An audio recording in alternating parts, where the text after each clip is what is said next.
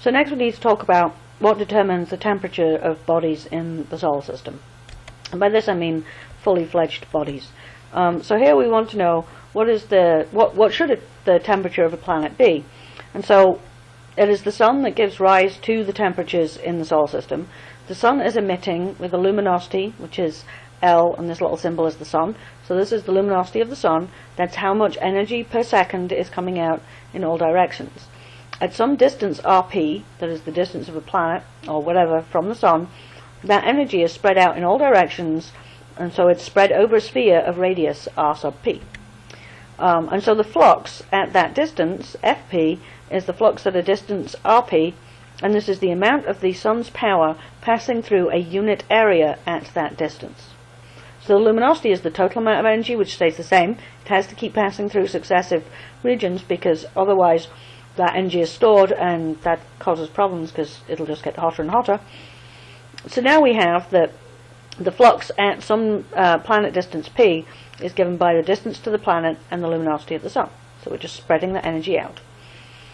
And so the flux at that planet, but the sun is basically a black body, so we can put in that L sun is 4 pi r squared, that's the surface area of the sun, where this is the radius of the sun, and the flux at the surface of the sun.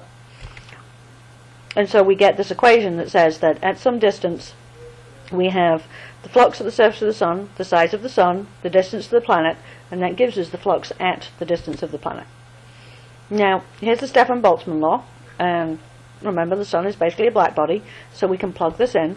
And so we've got F sun is sigma T sun, and Fp is sigma Tp, because a planet has a temperature T as well. And we combine those, and so we get an equation that relates the temperature of a planet to the temperature of the sun, sigma on both sides, so they cancel. So what we get is the temperature of a planet is given by the square root of, because there's a square here, so when I square root it, when I cube root it, I get the square root here times T sum. Okay, now I'm going to plug some numbers into this. So this is that equation. The sun is about 5800 Kelvin. It has a radius of about 700,000 kilometers, and we know it's a distance of 1 AU. And so here what I'm doing is I'm doing a conversion so that I end up with an equation where I can put in Rp in AU and Tp is always in Kelvin.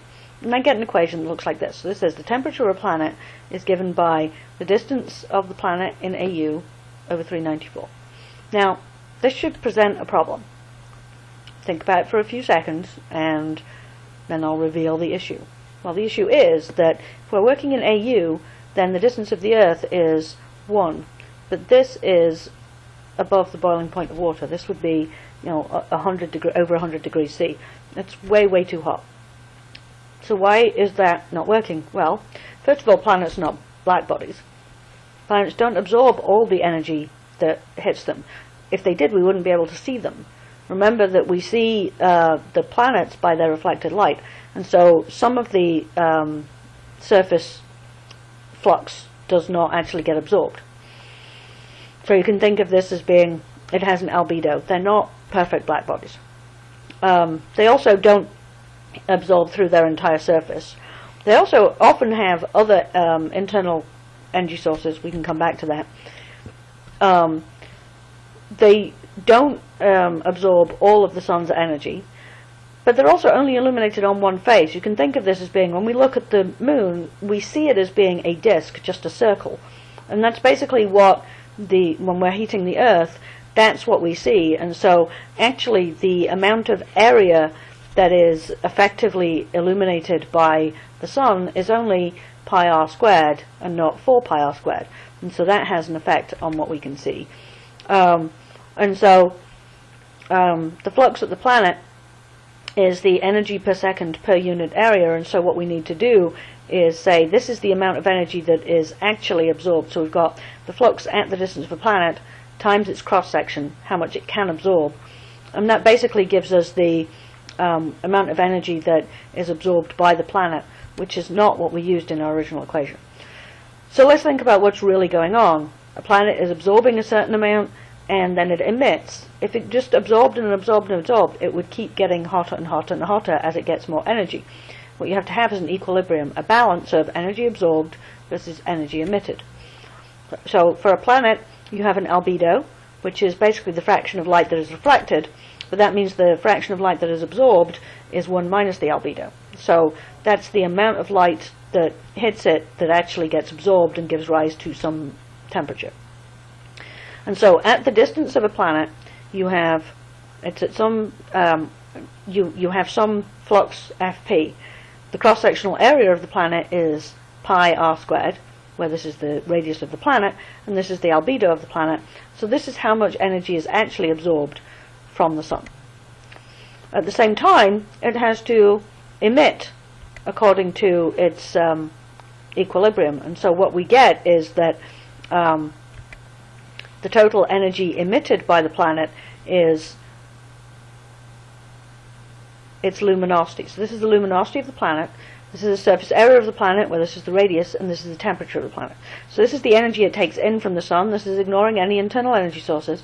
And this is the energy put out by the planet according to its temperature.